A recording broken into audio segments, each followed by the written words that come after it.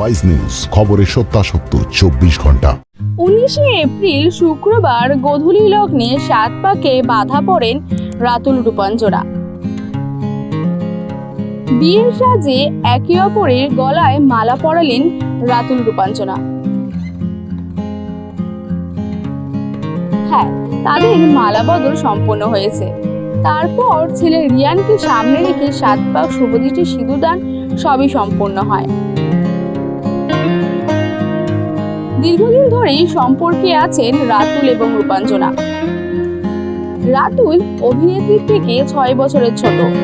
বর্তমানে রূপাঞ্জনা, রাতুল এবং অভিনেত্রীর ছেলে একই সঙ্গেই থাকেন। দক্ষিণ কলকাতায় একটি ফ্ল্যাটও কিনেছেন তারা। বহুদিন সম্পর্কে থাকার পর এদিন সাত পাকে বাধা পড়লেন। আর মায়ের বিয়ের সাক্ষী থাকলো তার নিজের ছেলে। 19শে এপ্রিল শুক্রবার রাতুলের কনিবউ হয়ে ধরা দিলেন রূপাঞ্জনা। পরিণয় হলো তাদের দীর্ঘদিনের প্রেমে। রীতি মেনে মন্ত্রোচ্চারণ, মালা বদল, শুভদৃষ্টি, সাত পাক, সিঁদুরদান সবই হলো। এদিনে রাতুলের দেওয়া সিঁদুরে স্মৃতি ভরে ওঠে রূপাঞ্জনার। নীল লজ্জাবস্ত্রে ঢাকে নববধূর মুখ।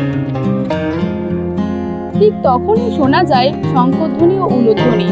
রূপাঞ্জনা সিঁদুরদানের মুহূর্ত লেন্সবন্দি হয়েছে ক্যামেরায়।